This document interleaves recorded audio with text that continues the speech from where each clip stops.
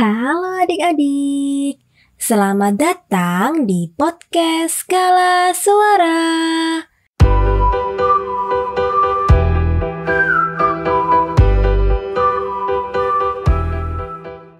Adik-adik, bagaimana nih kabarnya?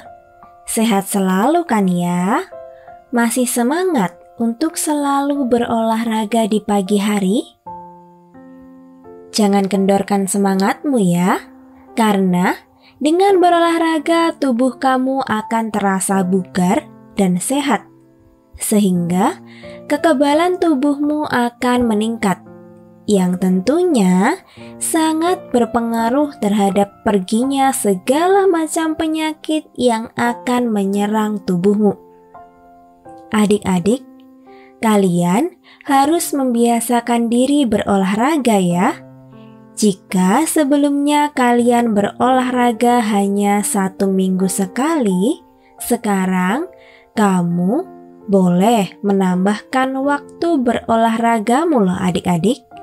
Misalnya 2 atau 3 kali selama 1 minggu.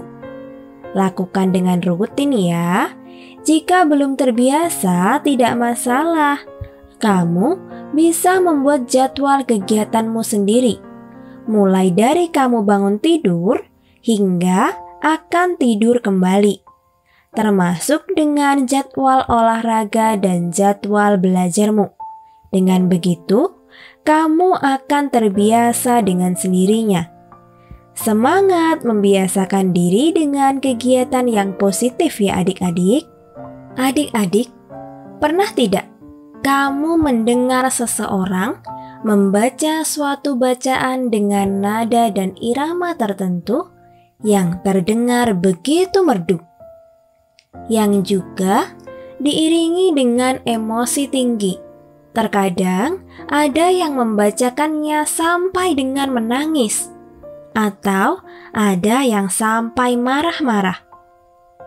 Tahukah kamu adik-adik, jenis bacaan apa yang mereka baca?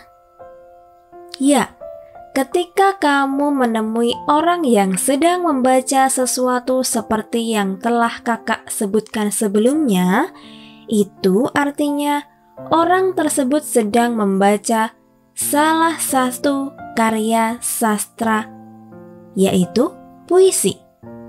Nah, sebenarnya apa ya puisi itu? Ayo kita pelajari bersama apa puisi itu. Puisi adalah karya sastra yang penyajiannya mengutamakan keindahan kata dan kepadatan makna, atau dapat juga diartikan sebagai bentuk karya sastra yang mengekspresikan pikiran dan perasaan pembuat puisi secara imajinatif. Puisi adalah seni tertulis yang menggunakan bahasa keindahan. Sebenarnya, ada banyak jenis puisi yang dapat dibuat untuk mengungkapkan isi hati. Salah satu jenis puisi yang termasuk puisi sederhana dan mudah dibuat adalah puisi anak. Jenis puisi ini menggunakan anak sebagai objek dalam pembuatan puisi. Tidak hanya itu ya adik-adik, puisi juga berasal dari hal-hal tentang anak, atau bisa dikatakan bahwa anak menjadi topik utama dalam pembuatan puisi ini. Bahasa yang digunakan dalam puisi anak cenderung lebih sederhana dan tentunya lebih mudah untuk kamu pahami, karena dengan bahasa yang tepat, makna puisi akan bisa dipahami secara utuh, dengan maksud agar apa yang ingin disampaikan oleh pembuat puisi dapat tersampaikan dengan baik. Berikut bahasa yang digunakan dalam puisi anak. Memiliki kalimat yang ringkas. Setiap kata mengandung makna yang unik, dan bahasa yang digunakan dalam puisi adalah bahasa yang memiliki makna yang bukan sebenarnya. Adik-adik, tahukah kamu, ketika kamu mendengarkan pembacaan puisi, termasuk puisi anak, ada beberapa langkah khusus yang perlu kamu perhatikan. Yang pertama, menyimak pembacaan puisi secara lengkap. Kedua, menemukan unsur puisi yang dibaca, seperti tema, nada, rasa, serta amanat atau pesan isi puisi. Ketiga, menyimpulkan makna isi puisi yang bisa kita manfaatkan dalam kehidupan sehari-hari. Ada pula hal-hal yang perlu kamu perhatikan dalam membaca puisi. Apa saja mereka? Ada intonasi, vokal, dan tekanan nada yang harus tegas serta jelas. Kedua, penghayatan atau pemahaman kita terhadap isi puisi yang akan dibacakan. Hal ini berkaitan dengan perasaan yang muncul dalam puisi tersebut, seperti sedih, senang, semangat, dan sebagainya.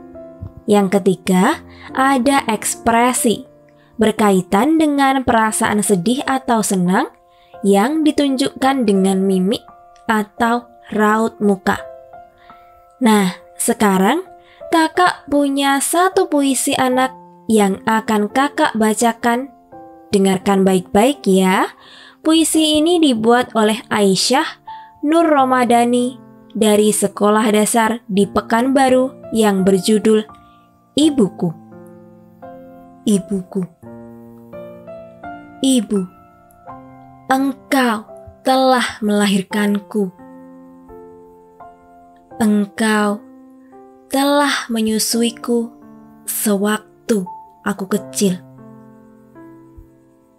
Dan engkau juga telah membesarkanku selama ini. Engkau merawat dengan sabar. Sewaktu ku kecil, engkau telah memberiku ASI. Sampai akhir ini, aku tidak akan melupakan jasamu, Ibu. Nah, dari puisi yang telah kakak bacakan, makna apa yang kamu dapatkan dari puisi tersebut? Dan apa pesan yang kamu dapatkan? Temukan bersama kedua orang tuamu ya. Bagaimana adik-adik?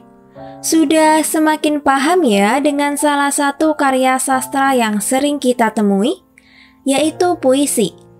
Kamu bisa loh menjadi seorang penulis puisi hebat anak-anak. Asalkan kamu pantang menyerah dalam belajar menulis puisi. Mungkin sekarang kamu belum bisa menulis puisi yang baik. Tapi ketika kamu sering melakukannya, kamu pasti akan terbiasa dan terlatih. Kamu bisa belajar dengan sering membaca puisi yang kamu temui, baik di buku pelajaran, di majalah, maupun di internet. Dengan begitu, kamu akan memiliki banyak contoh tentang puisi.